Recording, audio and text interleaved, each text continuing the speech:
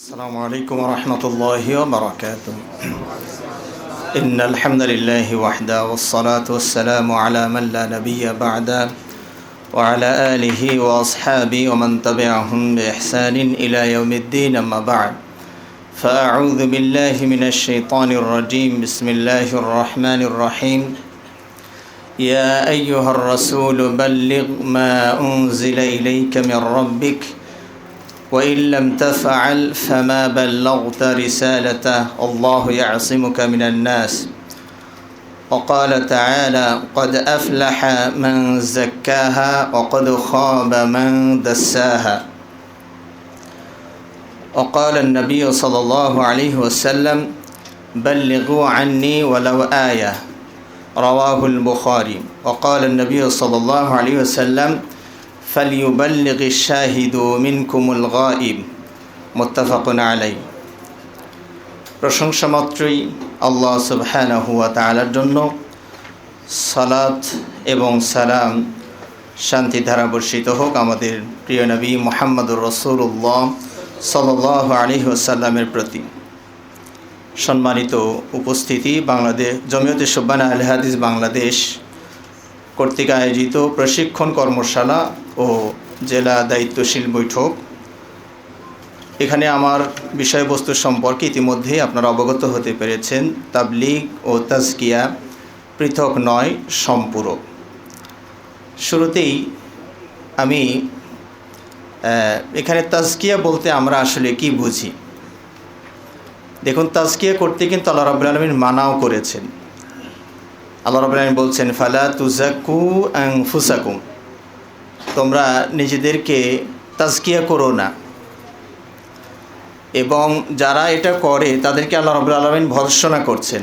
আলাম তারা ইলাল্লাযীনা ইউযাক্কুনা আনফুসাহুম বালিল্লাহু ইউযাক্কিকুম। তাহলে আমরা আজকে আলোচনার কোন পয়েন্টে বলবো? আল্লাহ তো এখানে বিরোধিতা করছেন যেন আমরা তাজকিয়া না করি। আল্লাহ মানা করছেন, কিন্তু আবার আমরা সেটার পক্ষে বলছি। বাহ্যিক দৃষ্টিতে একটু সাংঘর্ষিক মনে হতে পারে, আসলে কিন্তু সাংঘর্ষিক নয়। তাজকিয়া শব্দটি দুটি অর্থেই ব্যবহার হয়।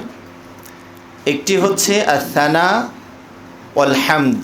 আস-সানা ওয়াল হামদ, প্রশংসা করা।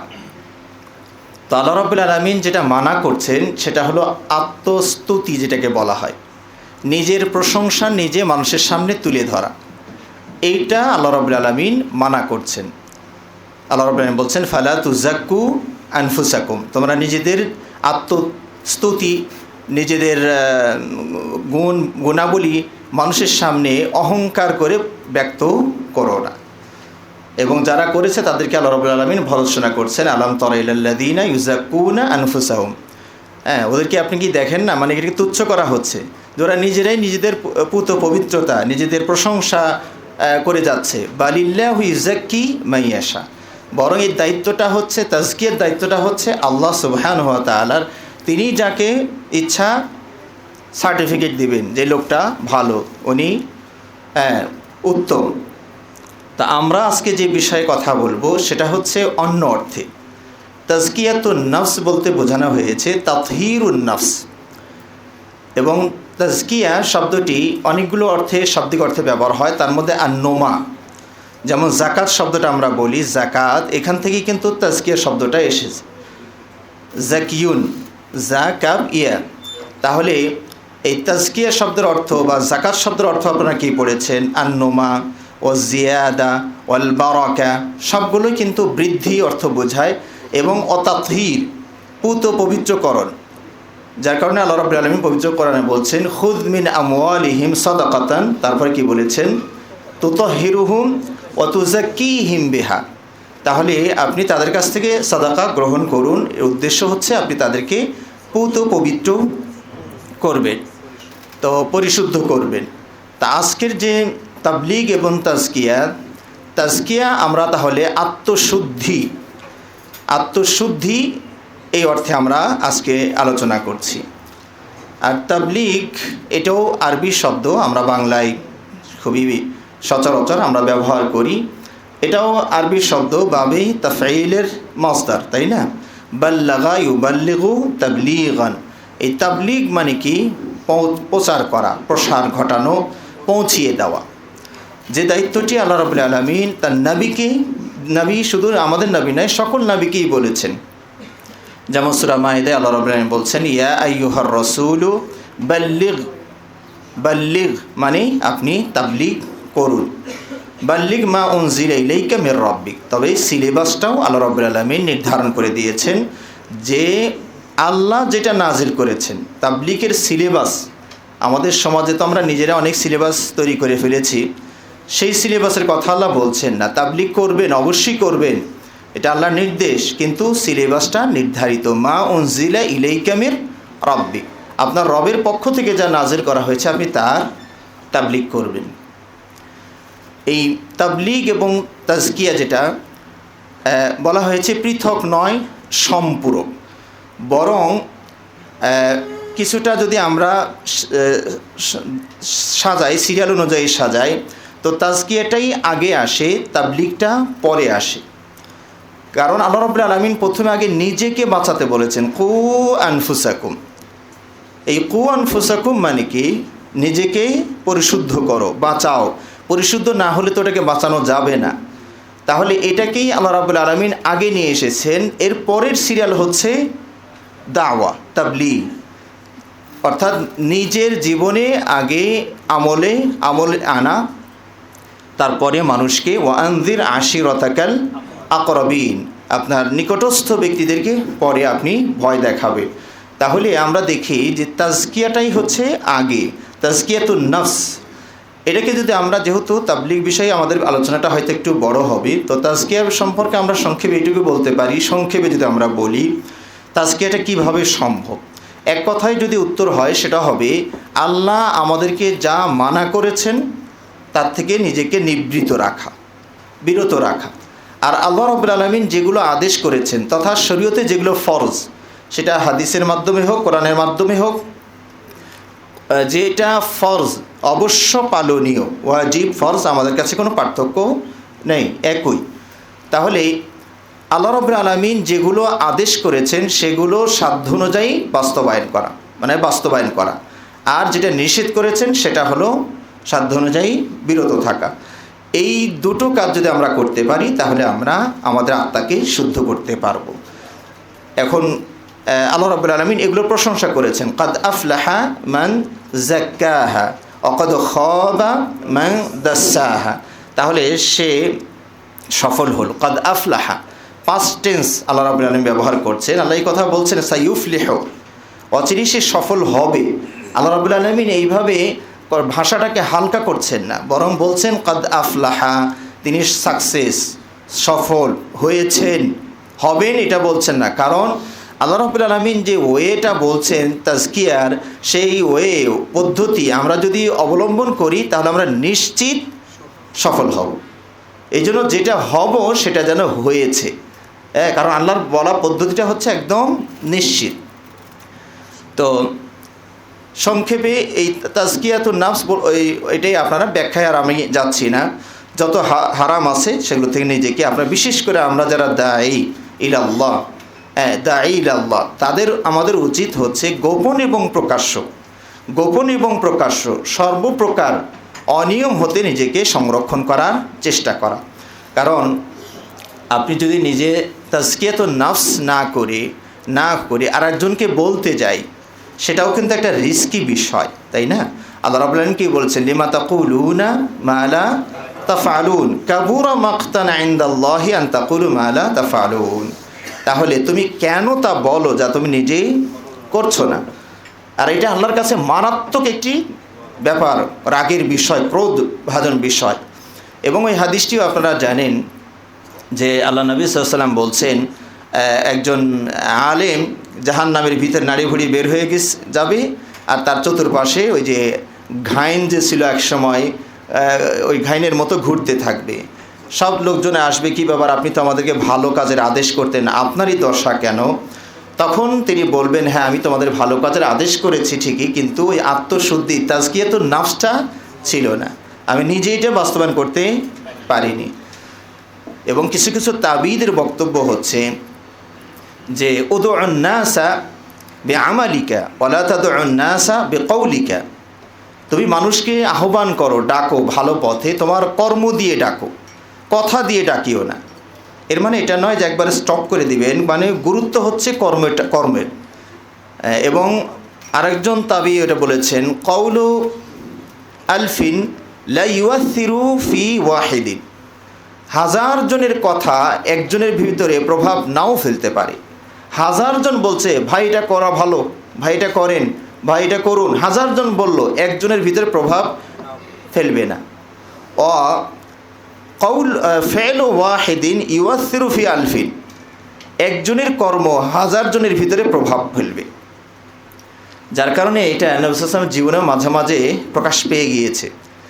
নবী সাল্লাল্লাহু আলাইহি ওয়াসাল্লাম যখন ওই যে হুদাইবিয়ার সন্ধি হয়ে যাওয়ার পরে সেখানে যখন সাহাবাদেরকে এখানে হালাল হয়ে যেতে বললেন, যার কোরবানি আছে কোরবানি করে নাও, আর যার মাথা নেড়ে করে নাও, কোনো সাহাবা সামনে অগ্রসর হচ্ছে না, এই কাজটাকে বাস্তবায়ন করছে না।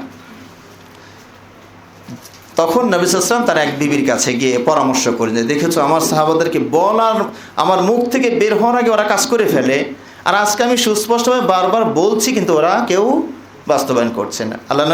বিবি তখন কি পরামর্শ দিলেন যে আপনি কাউকে কিছু না বলে আপনার মাথাটা নিজে নেড়ে করে, আপনি মাথাটাকে নেড়ে করে ফেলুন। তো আল্লাহ নবী সাল্লাল্লাহু আলাইহি ওয়াসাল্লাম বিবির পরামর্শে তিনি মাথা নেড়ে করলেন, এখন নাপিতি শর্ট পড়ে গেল, সবাই এখন নেড়ে করবে, নবী করে ফেলছেন। তাহলে দেখুন নবী সাল্লাল্লাহু আলাইহি ওয়াসাল্লাম জীবনেও এটা পাওয়া যাচ্ছে যে ওনার কথায় সবার মানে জীবন দিয়ে হলেও তার কথাকে বাস্তবায়ন করার যারা চেষ্টা করেন তারা আজকে কিন্তু কথার উপরে বাস্তবায়ন করছেন না। কিন্তু নবী সাল্লাল্লাহু আলাইহি ওয়াসাল্লাম যখন এটা কাজে পরিণত করলেন তখন দেখা গেল যে সবাই স্বতঃস্ফূর্ত সেটা অংশগ্রহণ করলেন।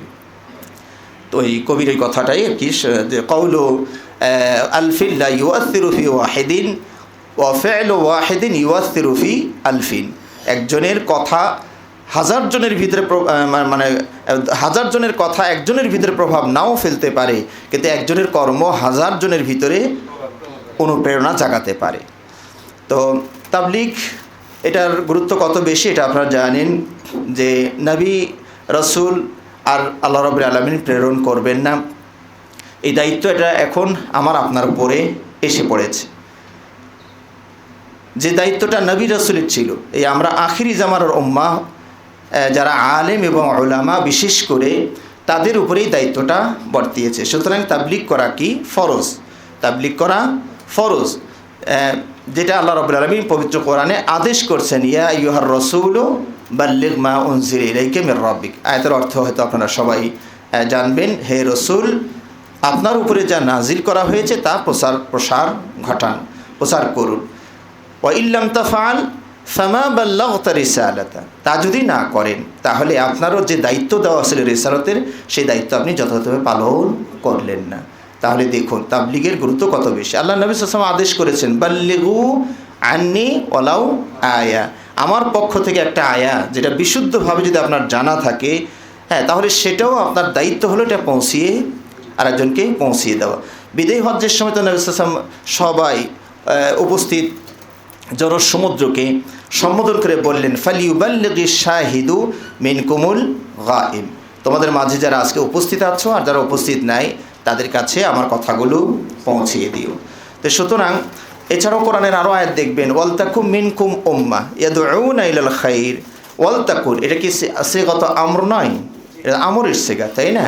তো আল্লাহ রাব্বুল আলামিন বলছেন তোমাদের মাঝে কিছু মানুষ, তাতে বোঝা গেল কি এটা ফরজে কিফায়ার পর্যায়ে, ফরজে কিফায়া সবাইকে দাওয়াত দিতে হবে বিষয়টা এরকম নয়। কিছু মানুষ যদি এটা দায়িত্ব পালন করে তার বাকিদের উপর থেকে কি হবে, এটা সাকিত রহিত হয়ে যাবে। যেমন জানাজার সালাতের মতো, কেউ যদি আমরা এই দায়িত্ব পালন না করি জানাজার সালাতটা, তাহলে আমরা সবাই গুনাহগার হব। আর কিছু মানুষ আদায় করে দিয়েছেন, অন্যরা সওয়াব না পেলেও গুনাহ থেকে বেঁচে যাবে। তো আল্লাহ রাব্বুল আলামিন এখানে সেটাই বলছেন, ওয়ালতাকুম মিনকুম উম্মাহ ইয়াদউনা ইলাল খাইর ওয়া ইয়া'মুরুনা বিল মা'রুফ ওয়া ইয়ানহাউনা আনিল মুনকার ওয়া উলাইকা হুমুল, এখানে ওয়া উলাইকা হুমুল মুফলিহুন, এখানে ফালাহটাকে সফলতাটাকে সীমাবদ্ধ করা হয়েছে এই কাজের উপরে। তার মানে এই কাজ ছাড়া সফলতা চিন্তাও করা যাবে না। উলাইকা হুমুল মুফলিহুন, এরাই একমাত্র ওয়ানলি ওয়ান, এরাই হচ্ছেন সফল। তো এখানে কটা বৈশিষ্ট্য কথা বলা হয়েছে দেখুন, ওয়ালতাকুম মিনকুম উম্মাহ ইয়াদউনা ইলাল খাইর। হ্যাঁ, এই খাইরের ভিতরে কিন্তু সবই এসে গিয়েছিল। তারপরে আল্লাহ রাব্বুল আলামিন আবার ওটার উপর আতফ করে বিশেষ করে বলছেন ইয়ামুরুনা বিল মা'রুফ ওয়া ইয়ানহাউনা আনিল মুনকার। তো এছাড়াও আরও যে কমন আয়াতটি আপনারা জানেন, কুনতুম খাইরা উম্মাহ। এই কুনতুম খাইরা উম্মাহ উখরিজাত লিন নাস তা'মুরুনা বিল মা'রুফ ওয়া তানহাউনা আনিল মুনকার ওয়া তু'মিনুনা বিল্লাহ। এখানে আমরা শ্রেষ্ঠ উম্মত হব কখন? যখন আমাদের ভিতরে শ্রেষ্ঠত্বের বৈশিষ্ট্যগুলো, শ্রেষ্ঠ সম্বলিত বৈশিষ্ট্যগুলো সমাহার ঘটবে। আমাদের ভিতরে যখন এগুলোকে আমরা একত্রিত করতে পারবো, তখনই তো আমরা খায়রা উম্মাহ হতে পারবো। কিন্তু শুধু মুখে মুখে যদি আমরা বলতে থাকি, নিজের জীবনে এটা বাস্তবায়ন না ঘটাই, তাহলে কিন্তু আমরাও উম্মত শ্রেষ্ঠ হতে পারি না। এছাড়াও আপনার তাবলীগের এটা হচ্ছে আমর জাতীয়, আদেশ করেছেন সে কয়েকটি আয়াত এবং হাদিস আপনাদেরকে সামনে পেশ করলাম। এরপরে এই যে তাবলীগ আপনি করবেন, আল্লাহ আপনাকে দায়িত্ব দিলেন, এটার লাভ কি? এই লাভটা, এটাকে আমরা ফজিলত বলি। তো এর লাভের ব্যাপারে আল্লাহ রাব্বুল আলামিন পবিত্র কোরআনে বলছেন, ওমান আহসানু কাওলাম মিম্মান দাআ ইলাল্লাহি ওয়া আমিলা সালিহা ওয়া ক্বালা ইন্নানি মিনাল মুসলিমিন। ওমান আহসানু কাওলান, তার চেয়ে উত্তম কথা আর কি হতে পারে যে মানুষদেরকে আল্লাহর দিকে আহ্বান করে। সুতরাং আপনি যখন আল্লাহর দিকে আহ্বান করছেন, আপনার ভিতরে যেন এই অনুভূতিটা জাগে যে আমি পৃথিবীর সবচেয়ে একটি ভালো কাজ করছি। কে আমার প্রশংসা করলো না করলো, কে বদনাম করলো না করলো, ওদিকে আমার খেয়াল করার দরকার নেই। এটা আল্লাহ কর্তৃক স্বীকৃত, সরকার কর্তৃক নয়। এটা আল্লাহ কর্তৃক স্বীকৃত একটি ভালো কাজ। তো এই কাজ করলে আল্লাহ যেহেতু বলেছেন ভালো, তো প্রতিদান কী দিবেন সেটা আল্লাহ তো অবশ্যই জানেন। ওমান আহসানু কাওলাম মিম্মান দাআ ইলাল্লাহি ওয়া আমিলা সালিহা। এই যে এখানে দেখুন, এই যে তাজকিয়াতুন নাফস, দাওয়াতও দিবেন, আমল সালেহ নিজের জীবনে বাস্তবায়ন করবেন। দুটো কিন্তু পাশাপাশি চলছে, তাই না? দাওয়াতও চলবে, তাবলীগও চলবে। বরং এই যে এখানে সম্পূরক বলা হয়েছে, এটাও কিন্তু বাস্তব কথাটা, যে আপনি যখন মানুষকে বলবেন আর নিজে করবেন না, তখন নিজেই কিন্তু আহত হবেন, নিজের কাছেই খারাপ লাগবে যে আমি এটা মানুষকে বলছি অথচ নিজে করছি না। তাহলে এটা আপনার এটা কিন্তু অনেকটা সহায়ক হলো। তাবলীগটাও আপনার জন্য কি হলো? সহায়ক হলো, যে আপনি নিজে তাজকিয়াতুন নাফসও করে যাবেন। তো আল্লাহ রাব্বুল আলামিন, আল্লাহ নবী সাল্লাল্লাহু আলাইহি ওয়াসাল্লাম হাদিসে এই ফজিলতের ব্যাপারে বলছেন, লা ইয়াহদিয়াল্লাহু বিকা রাজুলান ওয়াহিদান খায়রুল লাকা মিন হুমুরিন নাআম। আগের যুগে, নবী সাল্লাল্লাহু আলাইহি ওয়াসাল্লামের যুগে শ্রেষ্ঠ সম্পদ মানে লাল উট। আমার মনে হয় অদ্যাবধি আপনারা কেউ লাল উট দেখেননি। এটা একটা বিরল প্রজাতির উট, সেই যুগের একটা শ্রেষ্ঠ সম্পদ। আমরা আজও পর্যন্ত লাল উট কালার এগুলো দেখিনি। তাহলে লাল উট ওই যুগে একটা দামি সম্পদ ছিল। তো আল্লাহ নবী সাল্লাল্লাহু আলাইহি ওয়াসাল্লাম কি বলছেন? লা ইয়াহদিয়াল্লাহু বিকা রাজুলান ওয়াহিদান, একটা ব্যক্তি, একটা পার্সন, সেটা যদি আপনার দাওয়াতে সেই দিনকে চেনে, আল্লাহকে চেনে, তাওহীদকে চেনে, শিরক থেকে বাঁচে, তাহলে এই একটা লোক যদি আপনার আসে, তাহলে আপনার অনেকগুলো লাল উটের চেয়েও আপনি বেশি লাভবান হলেন। আল্লাহ নবী সাল্লাল্লাহু আলাইহি ওয়াসাল্লাম কি বলেছেন? মান দাল্লা আলা খাইরিন ফাহুয়া কাফাইলিহি। এটা মানে কি? মান দাল্লা আলা খাইর, এই হাদিসটা নবী সাল্লাল্লাহু আলাইহি ওয়াসাল্লাম কখন বলেছিলেন? একজন অভাবী মানুষ নবী সাল্লাল্লাহু আলাইহি ওয়াসাল্লামের কাছে এসে কিছু সাহায্যের আবেদন করলেন, কিন্তু নবী সাল্লাল্লাহু আলাইহি ওয়াসাল্লামের কাছে কিছু না থাকায় তিনি তাকে সেই সহযোগিতাটা করতে পারছেন না। পাশে একজন সাহাবী বলছেন, ইয়া রাসূলুল্লাহ, আমি একজন লোককে চিনি, এই অভাবী লোকটা যদি সেই লোকটার কাছে যায় এবং তার কাছে এই সমস্যাটা তুলে ধরে, আশা করা যায় তিনি সেটা পূরণ করবেন। তখন নবী সাল্লাল্লাহু আলাইহি ওয়াসাল্লাম এই কথাটা বলেছিলেন, মান দাল্লা আলা খাইরিন ফাহুয়া কাফাইলিহি, যে মানুষকে ভালো কাজের দিকে পথ দেখায়, সে ভালো কাজ সম্পাদনকারীর ন্যায় হয়ে যায়। সুবহানাল্লাহ। তার মানে নবী সাল্লাল্লাহু আলাইহি ওয়াসাল্লামের পাশে যে লোকটা ছিলেন, তিনিও কি সহযোগিতা করতে পারলেন? পুরোপুরি সহযোগিতা হয়নি। তবে এর সমস্যাটা যার কাছে গেলে সমাধান হবে, সেই রাস্তাটা শুধু দেখিয়ে দিলেন যে এই দিক দিয়ে ওনার কাছে যান, ওই লোকের কাছে যান, উনি আপনার সমস্যাটা সমাধান করে দিবে। এই লোকটা শুধু পথ নির্দেশ করা, এই আরেকটা ভালো মানুষের দিকে দেখিয়ে দেওয়া, সমস্যার সমাধান করতে পারবে এমন একজন মানুষের লোকেশন বলে দেওয়াই, আল্লাহ নবী সাল্লাল্লাহু আলাইহি ওয়াসাল্লাম বলছেন ওই লোকটা এই লোকটার সমস্যা দূর করে যে মানে বাস্তবে অর্থ দিয়ে হোক শ্রম দিয়ে হোক দূর করে যে পরিমাণ সওয়াবের ভাগী হবেন, এই যে আরেকজন ব্যক্তি শুধু এই লোকটাকে চিনিয়ে দিয়েছে, লোকেশন বলে দিয়েছে, তিনি সেই সওয়াবের ভাগী হবেন। সুবহানাল্লাহি বিহামদিহি সুবহানাল্লাহিল আযীম। এবং এই যে আল্লাহ নবী আরও হাদিসে বলছেন, মান দাআ ইলা হুদা কানা লাহু মিনাল আজরি মিসলা উজুরিহি লা ইয়ানকুসু মিন উজুরিহিম শাইআ। কেউ যদি ভালো কাজের পথ দেখায় তাহলে আর ওই লোকগুলো সারা জীবন করলে, আপনার দাওয়াতে একজন বেনামাজি যদি নামাজি হয়ে যায়, সালাত আদায় করা শুরু করে, সারা জীবন সালাত আদায় করে যে সব পাবে, আপনি বলে ওর আপনার বলার কারণে সে এসেছে, সে কিন্তু ওই পরিমাণ সব পেতে থাকবে। তাহলে এখন আপনি দেখুন আপনার আখিরাতের ব্যাংক ব্যালেন্সটাকে সমৃদ্ধ করার জন্য কত সহজ উপায় আল্লাহ করে দিয়েছে। আপনি একটা মানুষকে সালাম শিখিয়েছেন, ছোট্ট বাচ্চা যাচ্ছিল সালাম না দিয়ে, এই বাবা শোনো শোনো শোনো বলো তো আসসালামু আলাইকুম, কথার কথা রাস্তাঘাটে বাচ্চাদেরকে শিখিয়ে দিলেন। সারা জীবন এই ছেলেটা আপনার সালাম শিখে যত সালাম দিবে এবং যে সওয়াবের ভাগী হবে, আপনার অ্যাকাউন্টে ওই পরিমাণ সওয়াব জমা হবে। সুবহানাল্লাহি বিহামদিহি সুবহানাল্লাহিল আযীম। এটা হলো একটা দুটো উদাহরণ, বাকিগুলো আপনারা মিলিয়ে নেবেন উদাহরণগুলো।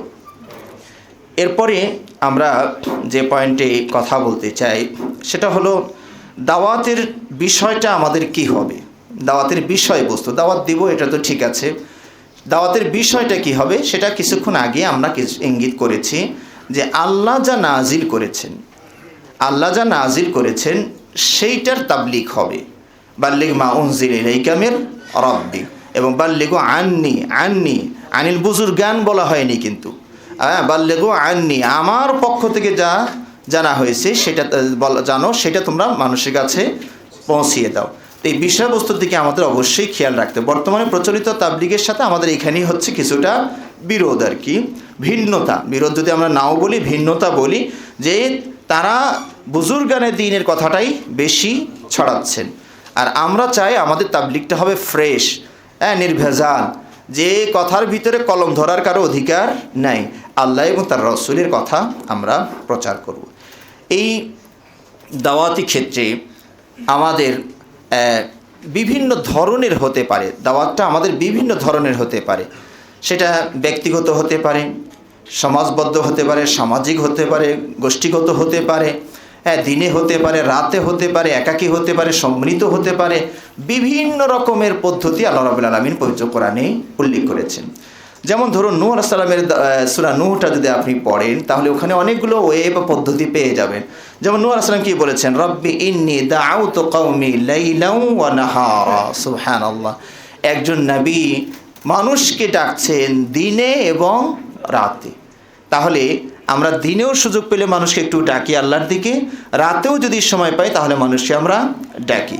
প্রকাশ্যে ডাকুন, গোপনে ডাকুন। উনি কি বলছেন, সুম্মা ইন্নী দাআউতুহুম জিহারা সুম্মা ইন্নী আ'লানতু লাহুম ওয়া আসরারতু লাহুম ইসরারা। যেখানে প্রকাশ্যে বলা দরকার প্রকাশ্যে বললেন, যেখানে গোপনে বলা দরকার সেখানে গোপনে বললেন। আবার ব্যক্তিগতভাবেও যদি দাওয়াতের প্রয়োজন হয় সেখানেও আপনারা দলিল পাবেন। আল্লাহ নবী সাল্লাল্লাহু আলাইহি ওয়াসাল্লাম যখন নবুয়তের দায়িত্ব পেলেন, সর্বপ্রথম টার্গেটটা কিন্তু সমষ্টিগত ছিল না, ব্যক্তিকেন্দ্রিক টার্গেট ছিল। প্রথমে খাদিজাকে টার্গেট, খাদিজা এই বিষয় উনি বুঝলেন, ঈমান আনলেন। এরপর আবু বকর টার্গেট। সমাজের মাঝে কিছু মানুষ বিচক্ষণ আছে, বুঝমান আছে, এই হাটে কাঁঠাল আগি না ভাঙ্গা ভালো, যেখানে ভাঙলে খাওয়ার মানুষ আছে, নিজেরটাও মানে রক্ষা হবে, এইরকম একটা বিষয়। তা আবু বকরকে টার্গেট নিলেন। এইভাবে ব্যক্তিকেন্দ্রিক দাওয়াত দিতে দিতে দিতে যখন একটা পর্যায়ে এসে গেল, তখন নবী সাল্লাল্লাহু আলাইহি ওয়াসাল্লাম এবার ওয়ানজির আশিরাতাকাল আকরাবিনের উপরে আমল করছেন। তিনি ওই যে সাফা পাহাড়ের পাদদেশে দাঁড়িয়ে যখন সবাইকে তার সার্টিফাই তাদের কাছ থেকে করে নিলেন, তারা তাদের কাছে কেমন লোক, বিশ্বস্ত লোক। আমি যদি এখন বলি যে এই পাহাড়ের পাদদেশে পিছনে বিশাল এক শত্রু বাহিনী তোমাদের উপরে আক্রমণ করার জন্য অপেক্ষা করছে, এই সংবাদ যদি আমি তোমাদেরকে, তোমরা বিশ্বাস করবে? বলে হ্যাঁ, আমরা বিশ্বাস করব। কারণ আপনি কখনো মিথ্যা বলেছেন, এই তাজরুবা, আমাদের অভিজ্ঞতা এটা নাই, প্রমাণ নাই। এবং বর্তমান যুগের কয়েকদিন আগে একজন একটা তথ্য দিলেন, এক ইহুদি তার এই নবী সাল্লাল্লাহু আলাইহি ওয়াসাল্লামকে মিথ্যা প্রমাণের জন্য এই সারা জীবন মনে হয় ব্যয় করছে যে ওনার একটা মিথ্যা প্রমাণ করা যায় কিনা, তা আজও পর্যন্ত তার কোনো মিথ্যা প্রমাণ করতে পারছে না। সুবহানাল্লাহি বিহামদিহি সুবহানাল্লাহিল আযীম। তো তিনি বললেন যে হ্যাঁ, ওরা বললেন হ্যাঁ বিশ্বাস করব। এরপরে তিনি কথাটা বললেন যে তোমরা কুলু লা ইলাহা ইল্লাল্লাহ তুফলিহু, এই কথাটা বলো, আল্লাহ ছাড়া সত্য কোনো ইলাহ নাই, তাহলে তোমরা কি হবে? সফল হবে। এইটা বলার পরই আক্রমণ শুরু হয়ে গেল। তাব্বান লাকা ইয়া মুহাম্মদ, তাও নিজের ঘর থেকেই আক্রমণ। বহিরাগত মানুষ, বাহিরের মানুষ, দূর সম্পর্কের, তারা তো পরে আক্রমণ করলেন কারা? নিজের রক্তের সম্পর্কে যারা, তারাই আগে বাধা দেয়। তাব্বান লাকা ইয়া মুহাম্মদ আলিহাদা দাআউতানা, এই একটা বাজে তুচ্ছ বিষয় নিয়ে আমাদেরকে এতগুলো মানুষ একত্রিত করেছো, একটা ইটের খোয়াও নিক্ষেপ করলেন। আহলান ওয়া সাহলান, কুদুম মুবারাক ইনশাআল্লাহ। জি, তো হ্যাঁ, আমরা যেটা বলছিলাম, তো এখানে সমষ্টিগত দাওয়াত যদি আপনি দেখেন যে আমার এখন ক্ষেত্রটা তৈরি হয়েছে, এখন আমি প্রকাশ্যে কিছু বলতে পারি, তাহলে সেক্ষেত্রেও আপনাদের দলিল আছে। এই দাওয়াতের ক্ষেত্রে হিকমা অবশ্যই আপনাকে অবলম্বন করতে হবে, যেটা আল্লাহ রাব্বুল আলামিন পবিত্র কোরআনে সুস্পষ্ট, উদউ ইলা সাবিলি রাব্বিকা বিল হিকমাতি ওয়াল মাউইযাতিল হাসানাতি ওয়াজাদিলহুম বিল্লাতি হিয়া আহসান। তো এখানে হিকমত অবশ্যই লাগবে আপনাদের দাওয়াতের ক্ষেত্রে। যদি আপনার ব্যর্থতা এসে যায়, অর্থাৎ আপনি ডাকছেন কিন্তু মানুষ সাড়া দিচ্ছে না, এতে করে কিন্তু আপনার মিশনটা যেন থেমে না যায়, আপনার জোয়ারটা যেন থেমে না যায়। কারণ এটার দলিল আপনি দেখুন, সব কথা যদি আমি নাও বলি, আপাতত একটা দলিল যদি আমি পেশ করি, যে নবী সাল্লাল্লাহু আলাইহি ওয়াসাল্লাম একটা স্বপ্নে দেখলেন যে তার সামনে বিভিন্ন উম্মাহকে পেশ করা হচ্ছে। তো দেখলেন বিশাল বড় একটা উম্মাহ তার সামনে যাচ্ছে। তারপরে মুসা আলাইহিস সালামের উম্মত নবী সাল্লাল্লাহু কাছে আসলেন, ভাবলেন এটাই মনে হয় আমার উম্মত। তো স্বপ্নে বলা হলো যে না, এটা আপনার নয়, এটা মুসা আলাইহিস সালামের উম্মত। তারপরে আর একটা বিশাল দেখানো হলো, এটা হলো নবী সাল্লাল্লাহু আলাইহি ওয়াসাল্লামের উম্মত। তারপরে দেখছেন একজন নবী, তার সাথে দুনার মানে আশরি আর কি, মানে বলা হয়েছে রহতুন দুনাল আশরি, 10 জনও নাই। মানে সারা জীবন একজন নবী দাওয়াতি কাজ করে মাত্র কয়জন পেয়েছেন? 10 জনও হয়, 10-এর নিচেই আছে এই নবীর। অথচ এই নবীর কাছে মুজিজা আছে, যেটা আপনার আমার কাছে নাই। একজন নবীর কাছে মুজিজা আছে, অলৌকিক ক্ষমতা আছে, তারপরেও সারা জীবন দাওয়াতি কাজ করে মাত্র কয়জন? 10ও হয়নি, 10-এর নিচে। এরপরে একজন নবীকে দেখলেন, তার সাথে রয়েছে মাত্র 3 জন। আর একজন নবীকে দেখলেন, তার সাথে মাত্র 2 জন। আর একজন নবীকে দেখলেন, তার সাথে মাত্র 1 জন। আর একজন নবীকে দেখলেন এবং বলছেন ওয়ালাইসা মাআহু আহাদ, একজন নবীকে আমি দেখলাম যার সাথে কেউ ছিল না। সারা জীবন তিনি নবুয়তের দায়িত্ব পেয়ে ওই একাই তিনি আবার আল্লাহর হাসরে ময়দানে চলে যাবেন, একজন লোকও তার ডাকে সাড়া দেয়নি। আল্লাহু আকবার। তো নবীর স্ত্রীটা গেল কোথায়? ওনার সন্তানটা গেল কোথায়? ওনার বাবাটা কোথায়? মাটা কোথায়? চাচাটা কোথায়? খালা খালু কত কিছু তো থাকে। তো সারা জীবনে একটা মানুষও তার ডাকে সাড়া দেয়নি। তাহলে বোঝা গেল কি, আমার আপনার দায়িত্ব এটা নয় কাউকে জোর করে নিয়ে আসা। জি, আল্লাহ রাব্বুল আলামিন তো পবিত্র কোরআনে এটা নবী সাল্লাল্লাহু আলাইহি ওয়াসাল্লাম ক্ষেত্রেও বলেছেন, ইন্নাকা লা তাহদি মান আহবাবতা ওয়ালাকিন্নাল্লাহু ইয়াহদি মান ইয়াশা। আমি একটু লাটা একটু জোরে টান দিয়েছি, কারণ টান না দিলে আবার অর্থ উল্টা হয়ে যায়। ওটা তো আপনারা কিছুক্ষণ আগে আমাদের ভাইয়ের কাছ থেকে সবাই শুনলেন। কারণ এরকম একটা আয়াত আছে, ইন্নাকা লা তাহদি ইলা সিরাতিম মুস্তাকিম, অবশ্যই আপনি মানুষকে সুপথ দেখাবেন, তাই না? আবার এখানে বলছে লা তাহদি, এই যে তাআরুজ, দ্বন্দ্ব মনে হয়, কারণ একটা শব্দর একাধিক ব্যবহার আছে। যেখানে না করে দেওয়া হয়েছে সেটা হলো ইসাল ইলাল মাতলুব, এটা আপনি পারবেন না। লক্ষ্যস্থলে পৌঁছিয়ে দিবেন, জান্নাতে ঢুকিয়ে দিবেন, এটা আপনি পারবেন না, ওটার দায়িত্ব আল্লাহর। হ্যাঁ, ইলহাম মনের ভিতরে জাগিয়ে দিবেন, এটার দায়িত্ব আপনার, এটার দায়িত্ব কার? আল্লাহর। আর যেটা না করে দিয়েছেন সেটা হলো ইরাতুত তারিক, ইরশাদ, এটা পারবেন। হ্যাঁ, আপনি রাস্তা কাউকে দেখিয়ে দিতে পারবেন। তো এখানে এই বিষয়টি আমাদের লক্ষণীয়, যে আমরা যদি দাওয়াতি কাজে দেখি কেউ আমাদের সাড়া দেয় না, সাড়া তো দেয় না, বরং উল্টা বকাঝকা করে। খেয়াল করবেন, অনেক সময় বকাঝকা করলে আপনারা ভেঙে পড়েন, নিজের খাই নিজে কামাই করি, এই আল্লাহর কথা বলতে গেলে আর বকাঝকা দেয়, দরকারই নাই আমার এগুলো। এই যে শয়তানি ওয়াসওয়াসা, কুমন্ত্রণা, এটা যেন আমাদের পেয়ে না বসে।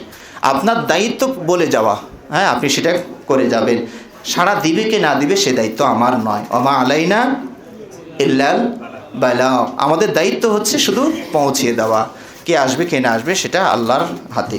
এরপরে যে বিষয়গুলো বলা যায়, যেহেতু সময় শেষের দিকে, সিফাতুদ দুআত, আপনারা যারা দায়ী হতে চান, আর আলহামদুলিল্লাহ আপনারা সবাই দায়ী, এই দায়ীর যে বৈশিষ্ট্যগুলো এগুলো আপনারা আমার ভিতরে আনতে হবে। তার প্রথম নাম্বার হচ্ছে এলম। এলম হচ্ছে সর্বাগ্রে, তাই না? বাবুল ইমাম বুখারী রাহিমাহুল্লাহ বাব কি বেঁধেছেন? বাবুল ইলমি ক্বাবলাল কওলি ওয়াল আমাল। বাবুল ইলমি ক্বাবলাল কওলি ওয়াল আমাল, কথা বলা কাজ করার পূর্বে এলেম দরকার। বরং ঈমানেরও আগে কি দরকার? এলেম। কারণ ঈমান আনবেন, আল্লাহকে না চিনে কি করে আল্লাহকে এক বলে জানবেন? আল্লাহ সম্পর্কে জানবেন তারপরে না মানবেন। শয়তানকে আগে চিনবেন তারপরে না তাকে ডিনাই করবেন, অবজ্ঞা করবেন, বিষয়টা তাই নয়। ইমাম বুখারী রাহিমাহুল্লাহ দলিল হিসেবে কি নিয়ে আসছেন? ফাআলাম আন্নাহু লা ইলাহা ইল্লাল্লাহ। এবং আপনারা যারা দায়ী তাদের ভিতরে যে সকল বৈশিষ্ট্য আরও থাকা উচিত, ইখলাস তো থাকবে, এলেমের পরে আমল, এলেম আমল, তারপরে ইখলাস, এটা অবশ্যই লাগবে। ইখলাসের বিষয়টা আমরা আগে, যেটা আমি ব্যক্তিগতভাবেই মনে হয়েছে এই কয়েকদিন আগে, সপ্তাহখানেক আগে যে বুঝটা বুঝেছি, আগে মনে হয় একটু বুঝটা আমার কমই ছিল, একটু মানে ঘাটতিই ছিল। আমরা মনে করতাম কি দিনই কোনো কাজে, দিনই কাজের সাথে দুনিয়ার কোনো যোগ সাজস নাই। ওই মানে যে কাজটার দ্বারা দিন উদ্দেশ্য করা উদ্দেশ্য, সেটা যদি দুনিয়া আমি কিছু করি তাহলে আমার সর্বনাশ হয়ে যাবে। তবে এখানে একটু আমার হয় ব্যাখ্যা চেঞ্জ হবে। সেটা হলো ওই যে আল্লাহ নবী সাল্লাল্লাহু আলাইহি ওয়াসাল্লাম হাদিসটা বলছেন, মান ইবতাগাল ইলমা মিম্মা ইবতাগা বিহি ওয়াজহুল্লাহ লা ইবতাগি ইল্লা আদ-দুনিয়া লিইউসিবা মিন আদ-দুনিয়া লাম ইয়াজিদ রাইহাতাল জান্নাহ। যে ব্যক্তি যে বিষয়টা দ্বীনি বিষয়, সেই দ্বীনি বিষয় দ্বারা যদি সে সম্পূর্ণ দুনিয়া তলব করে তাহলে সে জান্নাতের গন্ধটাও পাবে না। বুঝতে পেরেছেন? তাহলে জান্নাতের গন্ধ পাবে না কখন? যদি সে দ্বীনি বিষয়টাকে পুরোপুরি দুনিয়ার জন্য পুরোপুরি, কারণ এখানে আল্লাহ নবী হসর, দলিলে হসর, আদাতুল হসর, ইল্লা ব্যবহার করেছেন। বুঝতে পেরেছেন? কিন্তু যদি আপনি এখানে দুনিয়াও আপনার উদ্দেশ্য, দিনও যদি উদ্দেশ্য হয়, দুটোই যদি হয়, তাহলে কিন্তু এই হাদিসের ধমকির ভিতরে আসবে না। এগুলো অনেকগুলো দলিল দেওয়া যাবে, আমি সংক্ষেপে একটা দলিল বলি। আল্লাহ রাব্বুল আলামিন পবিত্র কোরআনে বলছেন, ওমাই ইয়াত্তাকিল্লাহা ইয়াজআল লাহু মাখরাজা ওয়া ইয়ারযুকহু মিন হাইসু লা ইয়াহতাসিব। তাহলে আপনি তাকওয়া অর্জন করবেন কেন? বলুন তো কেন? আপনার লক্ষ্য কি? আপনার লক্ষ্য আল্লাহ সন্তুষ্টি তো থাকবে, পাশাপাশি দুনিয়াতে বিপদ যেন দূর হয়। কারণ আল্লাহ কোরআনে বলছে, ওমাই ইয়াত্তাকিল্লাহা ইয়াজআল লাহু মাখরাজা। তাহলে তাকওয়া হবে, আমি তাকওয়া আল্লাহকে ভয় করি কেন? যেন বিপদে আসলে রাস্তা বের হয়। তো এটা আমার দুনিয়ার সুবিধা আমি নিচ্ছি না। ওয়ারযুকহু মিন হাইসু লা ইয়াহতাসিব, এবং এমনভাবে রিজিক দিবেন টেরই পাবো না, তা আমি তাকওয়া অর্জন করব কেন? কারণ রিজিক এমনি চলে আসবে। তো এটা আমার দুনিয়ার টার্গেট। বুঝতে পেরেছেন? তাহলে আমি আমার আমলের দ্বারা যদি দুটোকেই অপশনে রাখি তাহলে ঠিক আছে। আরেকটা হাদিস বলে শেষ করি, মান আহাব্বা আইয়ুবসাতা লাহু ফি রিজকিহি ওয়া ইউনসা লাহু ফি আথারিহি ফালিয়াসিল রাহিমা। যে ব্যক্তি পছন্দ করে যে তার রিজিকে বরকত হোক এবং হায়াত বেড়ে যাক, সে যেন কি করে? আত্মীয়তার সম্পর্ক বজায় রাখে। তাহলে আত্মীয়তার সম্পর্ক বজায় রাখা এটা একটা দ্বীনি বিষয়, তাই না? আল্লাহর নির্দেশিত বিষয়। সেইটা আমি বজায় রাখবো কেন? আমার একটা টার্গেট, লক্ষ্য হলো আল্লাহ সন্তুষ্টিত আছে, কাজেই রিজিকে বরকত হবে। ওরা আমার আত্মীয় স্বজন আমাকে বকা দেয়, তাও আমি ওর সাথে ভালো ব্যবহার করি। ওরা আমার এই নানান ধরনের অত্যাচার করে, তাও আমি হাদিয়া পাঠাই। তাহলে আমি আসি পাগল হলে কি হবে? আমি কিন্তু টার্গেটে আসি। হ্যাঁ, মানুষ হয়তো মনে করবে এরা তোমার সাথে খারাপ আচরণ করে, তাও তুমি এর সাথে ভালো আচরণ করো, তুমি পাগল না আর কিছু। তখন আপনি বলবেন আমি পাগল মানে বাহ্যিক দৃষ্টিতে, আমার তো টার্গেট আছে, এই ভালো ব্যবহার করলেই তো আল্লাহ আমার রিজিকে বরকত দিবে, তো আমার ওইটা দরকার। কথা বুঝতে পেরেছেন? আমার হায়াত লম্বা হবে মানে তৃপ্তি পাওয়া যাবে। তো যা হোক, বিষয়টি অনেক বড়, তো সংক্ষেপে যেটা আমরা বলতে পেরেছি, আশা করি আপনারা সবাই দায়ী। এটা এমন নয় যে আমি নতুন কিছু আপনাকে বলবো বলে এখানে দাঁড়িয়েছি, এটা ছিল মিম্বাবিত তাযকির।